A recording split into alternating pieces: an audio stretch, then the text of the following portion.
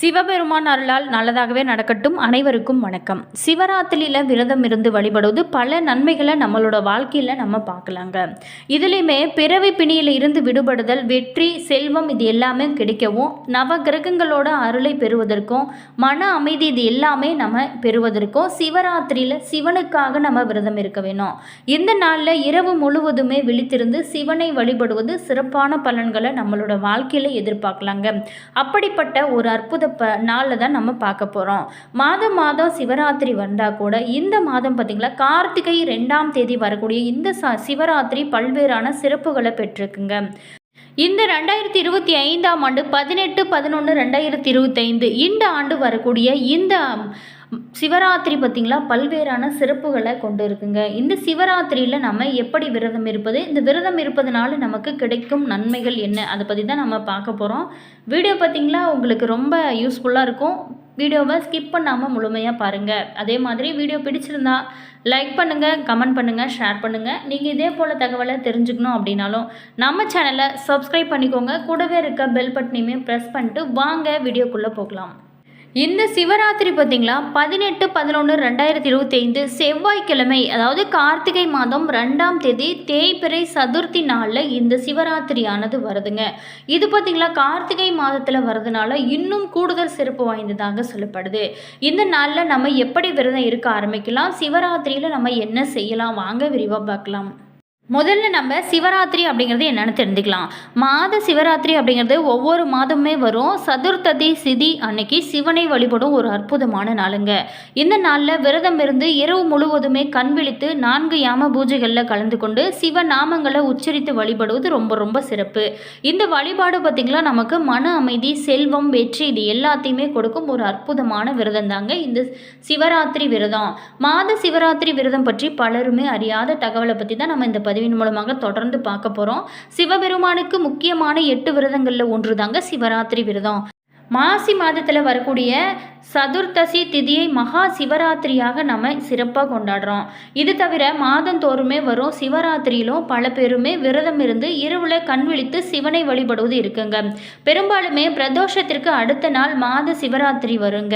ஒரு சில மாதங்களில் பிரதோஷத்தோடு சேர்ந்து மாத சிவராத்திரியானது விரதமானது அமையும். மேலுமே மகா சிவராத்திரி விரதத்தை தான் அதிகமானவங்க கடைபிடிப்பாங்க. ஆனால் மாத சிவராத்திரியோட மகிமைகள் பற்றி பல பேத்துக்குமே தெரியாது. மாத சிவராத்திரியில் விரதம் இருந்தாலே நமக்கு முழுமையான பலன்கள் கிடைக்கும். ஒவ்வொரு தமிழ் மாதத்திலுமே வரும் மாத சிவராத்திரியின் சிறப்புகள் இருக்குங்க. இது எல்லாமே நம்ம பலரும் அறியாத பல சுவாரஸ்யமான தகவல்களை பார்க்க போகிறோம். மாத சிவராத்திரி மாதந்தோறுமே அமாவாசைக்கு முன்னாடி தினம் வரும் சதுர்த்தசி திதியில் வருவது தாங்க மாத சிவராத்திரி. மாத சிவராத்திரி விரதங்களை பற்றி மாத சிவராத்திரி விரத கல்பம் அப்படிங்கிற நூல் விரிவாக சொல்கிறதுங்க. அதனை சுருக்கி நாம் இங்கே பார்க்க போகிறோம். அதே மாதிரி நித்திய சிவராத்திரி, மாத சிவராத்திரி, பட்ச சிவராத்திரி, யோக சிவராத்திரி, மகா சிவராத்திரி என 5 வகையான சிவராத்திரிகள் இருக்குங்க. ஒவ்வொரு மாதமே தேய்பிறை சதுர்த்தசி இரவு மாத சிவராத்திரி ஆகும். சிவனடியார் பல பேருமே இந்த சிவராத்திரியையும் மாதந்தோறுமே தவறாமல் கடைபிடித்து வருகிறாங்க. மேலுமே சிவராத்திரி விரதம் அப்படிங்கிறது விரதம் கடைபிடிக்கணும் அப்படின்னு நினைக்கிறவங்க முதல் ஒரு நாள் ஒரு பொழுது உணவருந்தி சிவராத்திரி அன்னைக்கு உபவாசமாக காலையில் குளித்து சிவன் சிந்தனையோடு கண் விழித்திருந்து 4 யாம வழிபாடு செய்ய வேணுங்க. அடுத்த நாள் காலையில் தீர்த்தமாடி சுவாமி தரிசனம் செஞ்சதுக்கப்புறம் அடியார்களோட உணவருந்தி பாராயணை செஞ்சு நீங்கள் விரதத்தை நிறைவு செய்ய வேண்டும். ஒவ்வொரு மாதமே சிவராத்திரி வருவது இருக்குது. ஆனால் இந்த நாளில் சிவபெருமானை வழங்குவதன் மூலம் வாழ்வில் அனைத்து வளங்களையுமே பெற முடியும். சிவராத்திரியை பற்றி பல அற்புதமான தகவல்கள் அதிகம் இருக்குங்க. சிவ சிவ அப்படின்னு சொன்னாலே போதுங்க, துன்பங்கள் எல்லாமே திசை தெரியாமல் போகும். அந்த அளவுக்கு ஒரு புண்ணியம் கொடுக்கும் சிவபெருமான். மேலுமே மாத சிவராத்திரி ரொம்ப மகிமை வாய்ந்ததுங்க. சிவம் அப்படிங்கிற சொல்லுக்கு மங்களம் தருபவர் அப்படின்னு பொருள். சிவபெருமான் லிங்கமாக உருவமெடுத்த தினமே சிவராத்திரி. நமசிவாய அப்படிங்கிற மந்திரத்தை மனதில் நம்ம நினைத்தாலே எந்த தீமைகளுமே நம்மளை நெருங்காது. மாத சிவராத்திரியின் மகிமை சிவபெருமான் நந்திக்கு சொன்னார்.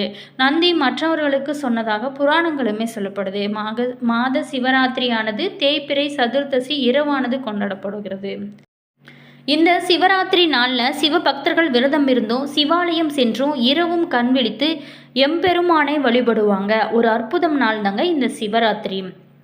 சிவர் தரிசனம் செய்வதனால நமக்கு கிடைக்கும் நன்மைகள். சிவனை அதிகாலையில் வணங்கினாலே நோய்கள் அனைத்துமே நமக்கு தீருங்க. பகலில் வணங்கினாலே விருப்பங்கள் அனைத்துமே நிறைவேறும். இரவில் வணங்கினால் மோட்சம் கிடைக்கும் அப்படின்னு சொல்லப்படுது. மேலுமே சிவராத்திரி தினத்தன்னைக்கு தியாகராஜர் அப்படிங்கிற பெயரில் ஈசன் வீற்றிருக்கும் தலங்களில் தரிசனம் செஞ்சாலே பாவங்களிலிருந்து நம்மளால் விடுபட முடியும். அது மட்டும் இல்லாமல் திருவைக்காவூர் ஈசனை சிவராத்திரி தினத்தன்னைக்கு வழிபட்டாலே ஆயுள் பலம் அதிகரிக்கும் அப்படின்னு சொல்லப்படுது. ஒரு வருடம் சிவராத்திரி விரதம் இருப்பது அப்படிங்கிறது 100 அஸ்வமேத யாகம் செஞ்ச பலனும் பல தடவை கங்கா ஸ்நானம் செஞ்ச பலனுமே நமக்கு தரக்கூடியது ஒரு அற்புதம் வாய்ந்த இந்த சிவராத்திரி. மேலுமே சிவராத்திரி இன்னைக்கு மாலை சூரியன் மறைந்ததில் இருந்து மறுநாள் காலை சூரியன் உதயமாகும் வரைக்குமே சிவ பூஜை செய்கிறவங்களுக்கு எல்லா பாக்கியங்களுமே முழுமையாக கிடைக்கும் அப்படின்னு கூட சொல்லப்படுதுங்க. அவ்வளவு மகத்துவம் வாய்ந்தது. சிவராத்திரியில் விரதம் இருந்து வழிபட்டாலே புத்திர தோஷம், திருமண தடை என அனைத்து துன்பங்களுமே சிவபெருமான் அருளால் முழுமையாக நிறைவேறுங்க. மாத சிவராத்திரி வழிபாட்டோட 6 அம்சங்கள் என்ன இருக்குது அப்படின்னு பார்க்க போகிறோம். சிவலிங்கத்திற்கு அபிஷேகம் செய்தல் ரொம்ப சிறப்புங்க. அதுவுமே ஆன்மாவை தூய்மைப்படுத்துதலை குறிக்கும். லிங்கத்திற்கு குங்குமம் அணிவித்தல் நல்லியல்பையும் நல்ல ஒரு பலன்களையுமே கொடுக்குங்க. உணவு நிவேதியத்தில் நீண்ட ஆயுளையும் விருப்பங்கள் நிறைவேறுவதையும் குறிக்கும். நாம் தீபம் ஏற்றுவது செல்வத்தை குறிக்குங்க. எண்ணெய் விளக்கேற்றுதல் பார்த்திங்கன்னா ஞானம் அடைதலை குறிக்கும். வெற்றிலை அளித்தல் உலக இன்பங்களில் திருப்தியை குறிக்கும் ஒரு அற்புதமான வழிபாடாகவும் சொல்லப்படுது. மேலுமே 5 வகையான சிவராத்திரிகள் இருக்குங்க. மகா சிவராத்திரி மாசி மாத தேய்பிறை சதுர்தசினாலே மகா சிவராத்திரியாக நம்ம சொல்லப்படுறோம். இந்த சிவராத்திரிக்கு வருஷ சிவராத்திரி அப்படிங்கிற பெயருமே இருக்குங்க. அடுத்ததாக பார்த்தோமா யோக சிவராத்திரி. திங்கட்கிழமை இன்னைக்கு சூரிய உதயம் முதல் இரவு முழுவதுமே, அதாவது பகல் இரவு சேர்ந்து 60 நாளிகை 24 மணி நேரமும் அமாவாசை இருந்தால் அன்று யோக சிவராத்திரின்னு சொல்லப்படுது. அடுத்ததாக பார்த்தோமா நித்திய சிவராத்திரி. வருடத்தோட 12 மாதங்கள்லையும் வரும் தேய்பிறை வளர்பிறை சதுர்தசி திதி இடம்பெறும் 24 நாட்களுமே நித்திய சிவராத்திரி அப்படின்னு சொல்லப்படுது. அடுத்ததாக பார்த்தோமா பச்சை சிவராத்திரி. தை மாத தேய்பிறை பிரதமை அன்னைக்கு தொடங்கி 13 நாட்கள் தினந்தோறுமே முறைப்படி ஒருவேளை உணவு உண்டு 14ஆம் நாளான சதுர்தசி அன்னைக்கு முறைப்படி விரதம் இருப்பது தாங்க பச்சை சிவராத்திரி அப்படின்னு சொல்லப்படுது. அடுத்ததாக பார்த்தோமா நம்ம இப்போ முக்கியமாக தெரிந்துக்க வேண்டியது மாத சிவராத்திரி பற்றி தான் நம்ம பார்த்துட்டுருக்கோம். மாதந்தோறுமே வரும் சதுர்தசி திதியில் கடைபிடிக்கப்படுவது மாத சிவராத்திரி விரதம் அப்படின்னு நம்ம சொல்லப்படுது. தமிழ் மாதங்களும் மாத சிவராத்திரியோட சிறப்புகளும் நம்ம பார்க்க போகிறோங்க. சித்திரை இந்த மாதம் பார்த்திங்கன்னா தேய்பிறை அஷ்டமி சிவராத்திரி உமாதேவியால் வழிபடப்பட்டது. வைகாசி மாதத்தில் வரக்கூடிய வளர்பிறை அஷ்டமி சிவராத்திரி சூரிய பகவானால் வழிபடப்பட்டது. அடுத்ததாக ஆணி மாதத்தில் வரக்கூடிய வளர்பிறை சதுர்த்தி சிவராத்திரி ஈசனால் வழிபடப்பட்டது. ஆடி மாதம் வரக்கூடிய தேய்பிறை பஞ்சமி சிவராத்திரி முருகனால் வழிபடப்பட்டது. ஆவணி மாதம் வரக்கூடிய வளர்பிறை அஷ்டமி சிவராத்திரி சந்திரனால் வழிபடப்பட்டதுங்க. அடுத்ததாக பார்த்தோமா புரட்டாசி வளர்பிறை திரையோதசி சிவராத்திரி ஆதி சேஷனால் வழிபடப்பட்டது.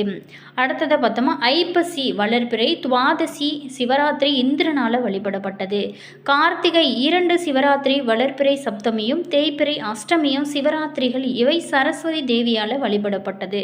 மார்கழி மாதத்தில் வரக்கூடிய வளர்பிறை தேய்பிறையில் வரும் சிவராத்திரி லட்சுமியால் வழிபடப்பட்டது. தை மாதத்தில் வரக்கூடிய வளர்பிறை நந்தி தேவரால் வழிபடப்பட்டது. மாசி மாதத்தில் வரக்கூடிய தேய்பிறை தேவர்களால் வழிபடப்பட்டது. பங்குனி மாதத்தில் வரக்கூடிய வளர்பிறை குபேரனால் வழிபடப்பட்டது. இப்படி ஒவ்வொரு மாதத்திலையும் வரக்கூடிய ஒவ்வொன்றுமே இவங்க வழிபட்டதாக சொல்லப்படுது. சிவராத்திரியில் விரதம் இருந்தாலே சிவபெருமான் அருளால் நம்மளுடைய வாழ்க்கை ரொம்ப சிறப்பாக மாறுங்க.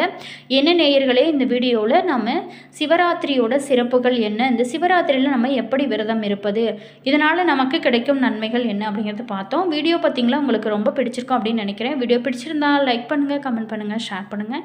நீங்கள் இதே போல் தகவலை தெரிஞ்சுக்கணும் அப்படின்னாலும் நம்ம சேனலை சப்ஸ்கிரைப் பண்ணிக்கோங்க. கூடவே இருக்க பெல் பட்டனையுமே ப்ரெஸ் பண்ணிக்கோங்க.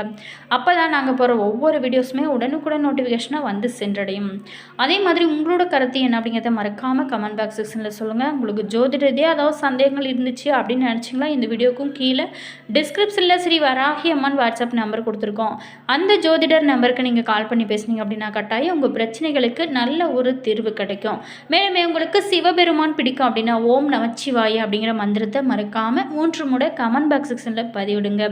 அதே மாதிரி உங்களுடைய ராசி என்ன, உங்களுடைய நட்சத்திரம் என்ன அப்படிங்கிறதையும் கமெண்ட் பாக்ஸ் செக்ஷனில் சொல்லுங்கள்.